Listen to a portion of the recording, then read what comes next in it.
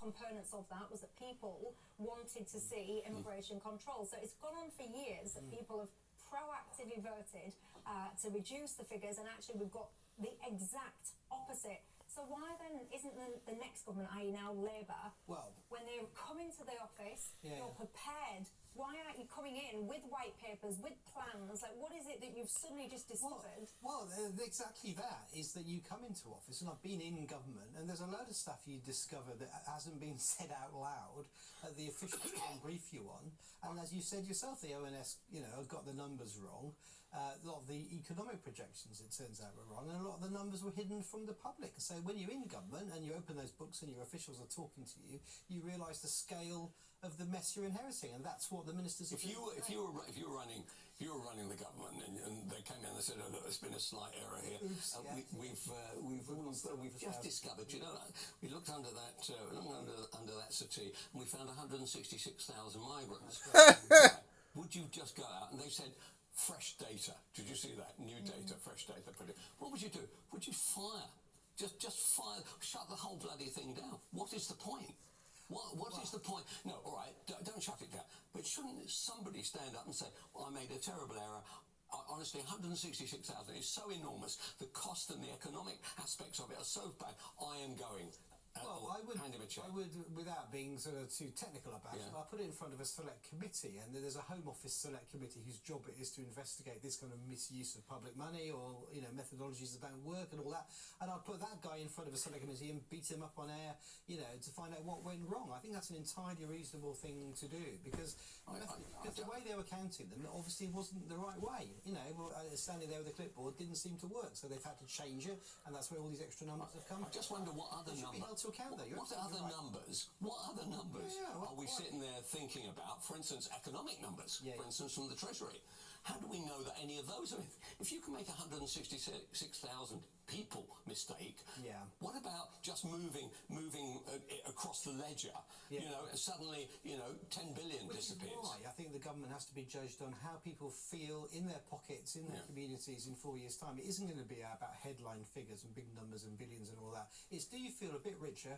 Do you feel that your kids are going to get a better future? Can you afford your home? It's those simple bread and butter things. Okay, that's how it should be judged. So when we look at where we are right now, most of the people I know feel very gloomy about the current outlook. Okay, he talks about people having more money in their pocket and all the rest of it. Why on earth would he say that? Does he ever meet any ordinary people? I'm not criticising his pay or his wife's pay or the size of his house or anything. That's life. That's a roll of the dice. But surely, But so why on earth would he say something like that? I found that utterly bizarre. He obviously doesn't know anybody. Hang on. And one of the great strengths of our political system is that all these guys are constituency MPs too, and then he has a surgery full of people on a Friday and a Saturday coming in with all kinds of... He never goes to that constituency, does he? Of course he does. Why would he? They are all constituency MPs, and they listen to their constituents all the time. As the Prime Minister, he is listening. He's doing casework. In Islington, he is listening. He's doing casework. He's got people coming through the door with problems. What the idea? The Prime Minister is sitting there while Tom comes in and says, "My bike's been stolen and the cops haven't come around." That is the joy of our system. For that moment, they are our representative, and they work for us. And it's all done through the agent. That is a much better system than most. It's all done through the agent. He wouldn't recognise the constituents if he tried. That's really unfair. That's totally. One of my viewers, Alan, you've got in touch and said Paul's referencing hoteliers getting rich. Who is giving them the money? He says, you.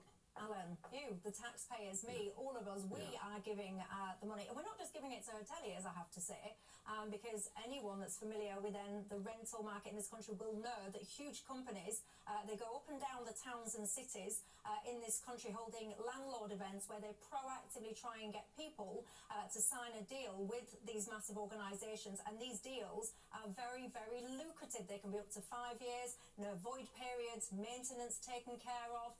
It's very, very attractive. So now what we've got is this whole new second market that's been spawned. Spend 2 seconds on TikTok and you'll see it. People showing people, go to northern towns and cities, places like where I'm from, buy up all of these cheap properties, stick these people in it, and your quid's in. What about the community, though, that actually has to live in those areas? So people are making a fortune. You say millionaires. There was a report the other day that one owner of one of these companies he's on track, everyone, to become the first billionaire off this sector. You heard me right there. The first billionaire, apparently. I mean, it's absolutely appalling. It's absolutely out of control.